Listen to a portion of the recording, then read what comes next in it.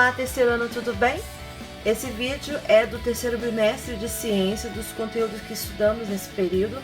Eu espero que ele ajude você nos seus estudos, combinado? Então vamos lá? Nós tivemos 2 capítulos nesse bimestre, certo? Nós falamos sobre Para Conhecer a Terra, um pouco mais sobre o nosso planeta, na parte central do nosso planeta, certo? E História da Terra. Lembra que nós já falamos que tudo tem história? Até mesmo o nosso planeta, né? Então vamos lá no capítulo 5, Para Conhecer a Terra. Então nós falamos aqui nesse capítulo sobre o interior do nosso planeta. Uma das coisas que a gente sabe do nosso planeta é que ela é redonda, certo?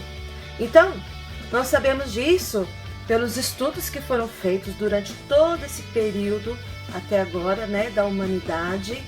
E depois que o ser humano conseguiu chegar no espaço, ele teve essa comprovação visual. E quem foi esse primeiro ser humano que foi ao espaço? O russo, né? O Yuri Gagarin, né? Ele foi o primeiro ser humano a fazer essa viagem espacial a bordo da nave Vostok 1.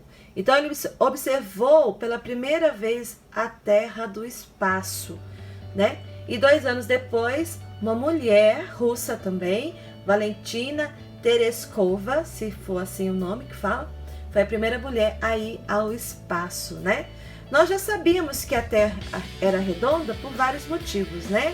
Pela curvatura da Terra na linha do horizonte do mar, né? Pelos estudos de matemáticos, né? Ao longo dos anos, isso também fez com que o ser humano descobrisse que a Terra era redonda, certo? Que ela não é plana, mas redonda, né? Então, mas a superfície da Terra, onde nós pisamos, ela é irregular. Ela não é totalmente lisa, certo? Ela tem os seus planaltos, as suas planícies, né? Os seus canyons, né? As montanhas, os vales, tudo isso forma um relevo, certo? Então, tudo é uma questão também de ponto de vista, né? As fotografias, os desenhos, os mapas geralmente apresentam a Terra com o Polo Norte voltado para cima. Mas será que a Terra tem um lado de cima e um lado de baixo? Lá no espaço não existe lado de cima nem embaixo, né? Nem esquerda ou direita, norte, sul, leste, oeste. Essas são referências tomadas em relação à localização das pessoas na superfície da Terra, estabelecidas por acordos válidos em todo o planeta, certo? Então, se a gente tomar como referência a superfície da Terra, independente do lugar onde estivemos, o chão indica o lado de baixo e o céu o lado de cima. Assim, sempre haverá um chão sob nossos pés e um céu, que é o espaço sideral, acima da nossa cabeça. E não tem como cairmos à terra? Todo mundo já fez essa pergunta, né? Você já observou que em qualquer lugar do planeta tudo sempre cai em direção ao chão? Nós já falamos sobre isso, né? Então esse aqui é um exemplo, né? As pessoas aqui em volta dessa esfera e jogando uma bolinha que vai para o centro, para o chão, né? Isso porque em qualquer lugar da Terra, as coisas sempre caem em direção ao chão. Isso é devido à força da gravidade, certo? Não importa onde você esteja, uma força sempre puxa você e todas as coisas, né? Em direção ao centro da Terra, ou seja, para o chão. Essa força é resultado da ação da gravidade, por isso chama-se força da gravidade. Ela impede que as coisas escapem da Terra em direção ao espaço sideral. Então ela fica puxando isso ao centro da Terra, né? Olha aqui essas setinhas das pessoas aqui em vários pontos, né? E essas setas indicam o centro, certo? Então, a força da gravidade atua sobre tudo e todos. Ele atua sobre as águas do oceano, né? Até mesmo sobre o mar. Sem ela, a água e o ar escapariam para o espaço. Então, sem a gravidade, não existiria nada aqui. Porque nada ficaria aqui, né? Então foi o Isaac Newton quem descreveu essa força. Não foi ele que descobriu a força sempre existiu, sempre esteve aí, né? Mas ele só denominou, ele explicou como ela funciona, né? Então a gravidade atrai todos os corpos à Terra, incluindo aqueles próximos a ela no espaço, como a Lua. Então esse satélite natural que é a Lua, que fica girando em volta do nosso planeta também, ela está presa à nossa gravidade, né? É um espaço suficiente, né?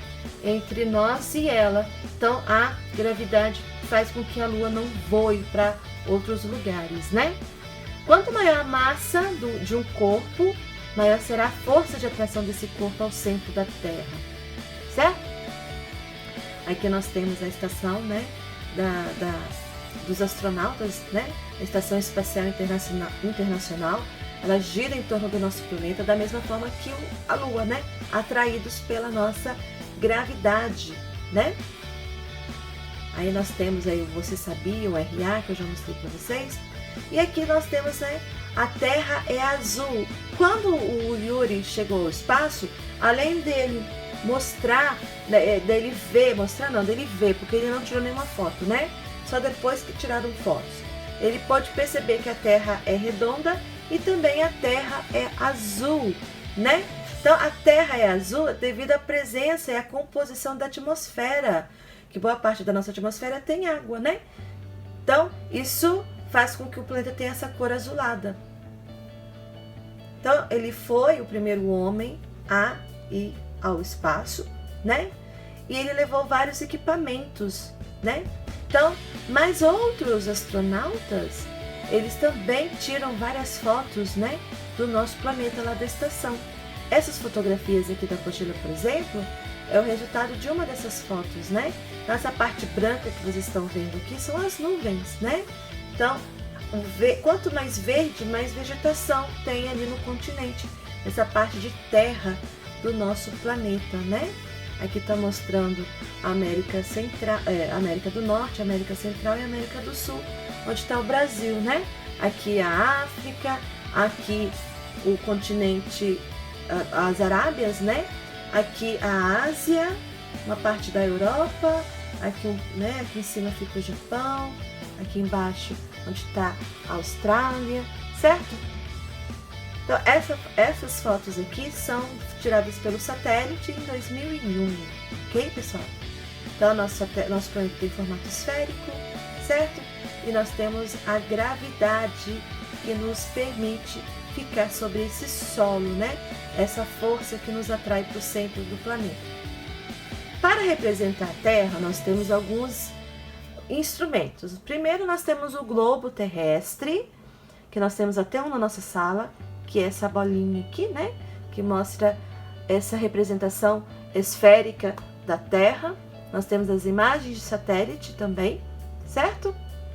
E nós temos o planisfério, que é um mapa que representa a Terra em uma superfície plana, né? É um mapa plano, fica mais fácil de você enxergar tudo o que tem no nosso planeta de uma vez só, sem necessidade de você ficar girando igual o globo, certo? Então aqui está o Brasil, que fica na América do Sul, e aqui está o Japão, que fica na Ásia, né? E os outros continentes aqui, né? Aqui em cima fica o Ártico, né? E aqui fica a Antártida, ok? Então os cartógrafos são as pessoas que constroem esses mapas, essa cartografia do planeta, né? O profissional que faz mapas chama-se cartógrafo. Um dos desafios do cartógrafo é representar a superfície da Terra e tem formato esférico, né? Em algum plano, como uma folha de papel, né? Então o maior desafio é transformar essa folha reta, né, nessa curvatura aqui da Terra, né? Então isso aqui nós podemos fazer com uma bolinha de isopor. Nós temos esse formatinho aqui do nosso planeta, né? Do desenho, perdão, dos continentes, cortando na forma certa, dá para montar numa bolinha de isopor. Tem aí no seu material de apoio, né? A Terra, ela tem vida, certo? Uma das razões que nós estamos aqui, porque nosso planeta tem vida, né? E é o único planeta do nosso sistema solar que existe vida. Mas será que tem outros planetas além do nosso que possa ter vida? Pode ser que sim, né? Nosso universo é gigantesco. Nós não conhecemos o nosso universo, né? E tem muitas galáxias, tem muitos sóis, né? Então tem planetas diferentes por aí. Pode ser que tenha vida por aí em algum lugar, né? Mas não necessariamente da forma como a gente vê em filmes, né? Pode ser que sim, mas a gente não tem essa certeza. o ser humano não encontrou vida fora de outros planetas, né? Nós também não temos tecnologia para viajar para outros espaços, né? Para outros locais, para outras galáxias, planetas distantes, né? E também demoraria muito, uma viagem demora, né? Muito. Então nós não temos essa tecnologia ainda. Podemos encontrar seres vivos nos mais variados ambientes localizados na superfície da Terra, até mesmo no interior do solo, nos mares, nos rios e na atmosfera. Os seres vivos são encontrados mesmo em condições extremas, por exemplo, micro-organismos em fontes de água quente, animais em ambientes gelados, como nos polos, né? Ou lagartos e insetos nos desertos. Alguns cientistas já acharam micro-organismos muito abaixo no solo, né? Então, nosso planeta ele permite ter vida, né? Por suas várias condições. A água, o solo, o ar, tudo isso permite ter vida no nosso planeta, certo? Aqui nós temos as atividades que nós já fizemos, certo? E agora nós vamos falar um pouquinho aqui do capítulo 6 sobre a história da Terra, né? Então, os continentes, que são a parte da Terra, do terrestre, onde nós pisamos, eles têm formatos diversos. Mas vocês perceberam que esses formatos, eles parecem quebra-cabeças, né? Então, qual é o formato terrestre hoje do nosso planeta? É aqui, a letra B, né? Mas com o passar dos anos, no tempo passado, o nosso planeta, ele teve um formato diferente, certo? Dos continentes, esse formato terrestre, né? Do solo. Então, aqui nós falamos um pouquinho do início de tudo, né? Se a gente pudesse viajar no tempo, a gente poderia ver como que tudo se formou mesmo, mas nós temos uma pequena noção, né? Os cientistas, eles fazem perguntas de como que seria o planeta há muitos anos atrás, né? Então, de acordo com os seus estudos, com alguns exemplares, com alguns elementos que eles já encontraram, então eles têm algumas noções, né? Então, que os continentes eles foram formados por rochas, né? Lavas derretidas através de vulcão. Então, aqui nós temos esse exemplo, né? No início a Terra era muito quente, tão quente que nenhum organismo seria capaz de sobreviver. Além disso, não existia água líquida, somente no estado gasoso, na atmosfera, a qual também continha muitos gases tóxicos, né? Com o passar do tempo, isso foi mudando, foi resfriando, né? A superfície da Terra foi se resfriando com muitos anos, né? Formando camadas de rocha. No entanto, o interior do planeta continuou quente e os gases e vapores eram liberados na atmosfera pelos vulcões, né? Aí depois, com o resfriamento e a formação da crosta terrestre, a água da atmosfera passou para o estado líquido e a queda de muita chuva durante vários anos formou os mares e oceanos. E esse acúmulo de água na superfície da Terra formou ambientes ideais para o desenvolvimento dos seres vivos. Isso porque a água os protegia contra os raios do sol. Não se sabe como eram os primeiros seres vivos, só que eram muito simples e microscópicos, né? Com o passar de muitos anos, novas espécies de seres vivos foram surgindo na água e depois na superfície da Terra. Entretanto, muitas espécies não sobreviveram até a atualidade. Sabemos que elas existiram porque encontramos seus vestígios e rastros nas rochas, né? Ossos, fósseis, né? A gente já falou muitas vezes sobre isso em sala de aula. É comum vermos em filmes e desenhos seres humanos interagindo com dinossauros. No entanto, essa representação é incorreta, pois os dinossauros viveram e morreram há milhões de anos, né? Os seres humanos surgiram no planeta em uma época muito mais recente, há aproximadamente 200 mil anos, né? Os dinossauros são muito mais velhos que isso. E eles são também seres muito grandes, né? Então ia ter problema conviver com esses seres, né? E como que é dentro da Terra? A gente sabe um pouquinho como é que é do lado de fora, mas e como que é do lado de dentro? Então, nós vimos uns vídeos falando sobre isso, né? Em sala. Então, mas nós temos noções, os cientistas têm noções de como é o planeta, né? Por dentro.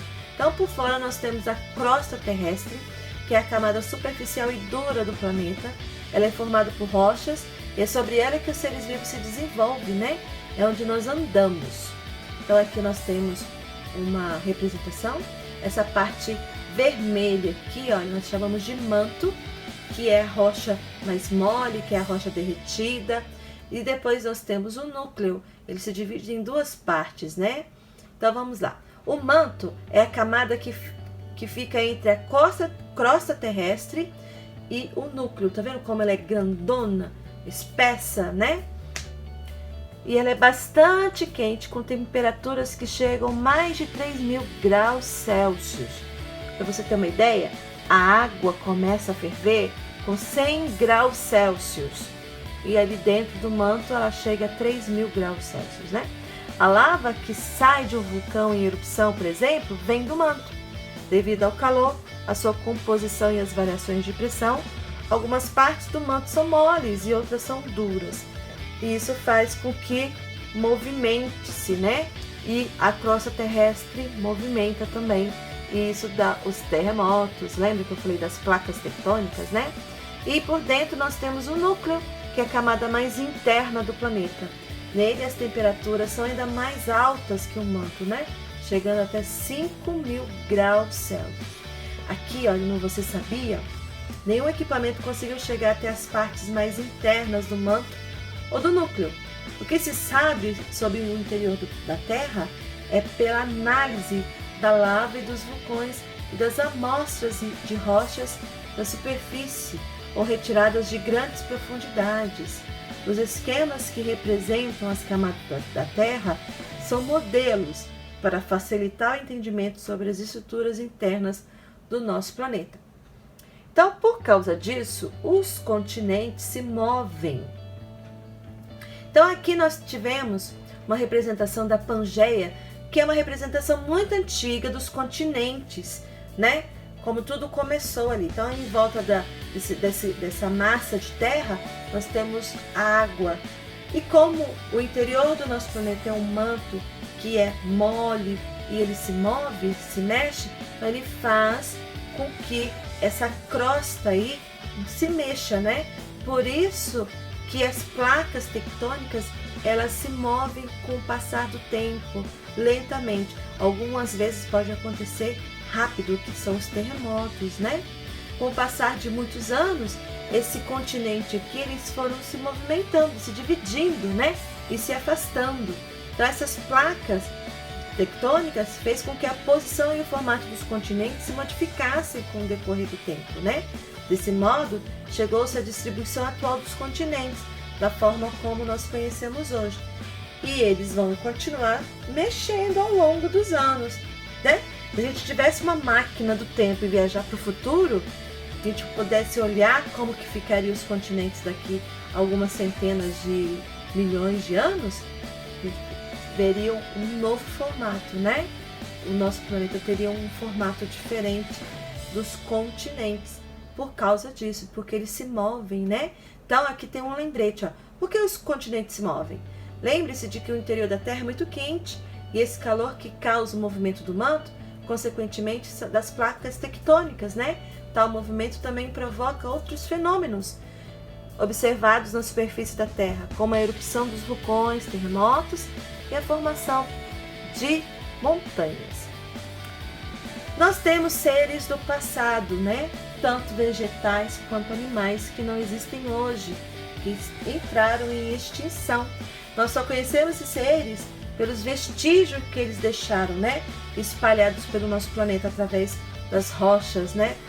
Das marcas que deixaram aí. Então nós falamos dos fósseis, nós temos aqui um exemplo de fóssil de planta e fóssil de peixe, né?